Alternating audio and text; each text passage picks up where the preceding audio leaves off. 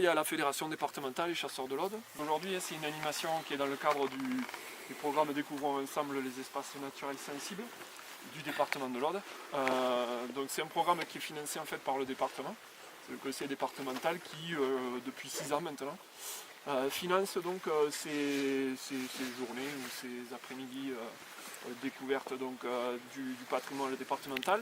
Au mois d'avril au mois de novembre, sur l'ensemble du département, puisqu'on a la chance d'avoir un département sur lequel donc, on compte, je crois que c'est plus de 250 espaces naturels sensibles. Contexte, donc espaces naturels sensibles, c'est quoi? En fait, c'est des espaces qui ont une richesse patrimoniale, soit faunistique, soit floristique. Donc ça peut être des mammifères, ça peut être des insectes, ça peut être souvent des oiseaux, ça peut être floristique aussi. Donc partout où vous allez avoir des orchidées, des plantes un peu emblématiques et patrimoniales. Le département, au vu de ses inventaires, a mis un label. Donc c'est un label, ce label c'est espace naturel sensible. Vous êtes en plein cœur de l'aire de répartition du Grand Tétras, sur le massif du Madre. Donc c'est sur ce massif qu'on suit tout particulièrement cette espèce-là.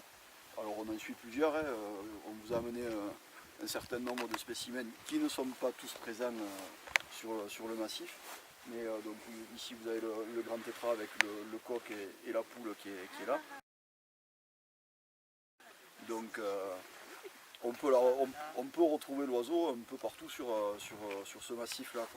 Donc il faut savoir que c'est une espèce qu'on suit tout particulièrement à la Fédé, on y consacre pas mal de temps et donc on essaye de quantifier au mieux et au plus précis les oiseaux qui sont sur le terrain.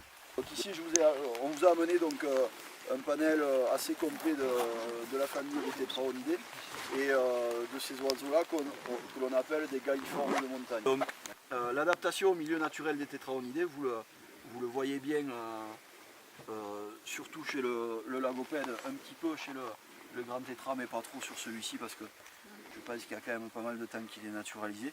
C'est les tarses qui sont en plumes, recouverts de plumes jusqu'à la pointe jusqu'aux onglets.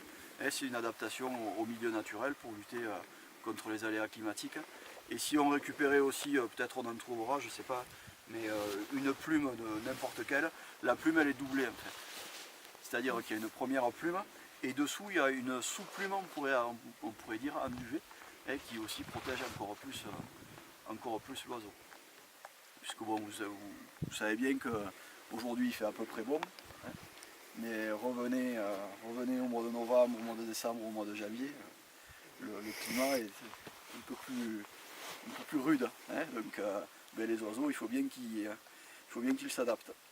Donc toutes ces espèces que je viens de vous montrer rapidement, il faut savoir qu'en France, les fédérations de chasseurs, l'Office national des forêts, l'Office national de la chasse, un petit peu toutes les structures qui travaillent dans l'environnement suivent de manière assez précise ces espèces-là, qu'on pourrait qualifier d'espèces un petit peu patrimoniales.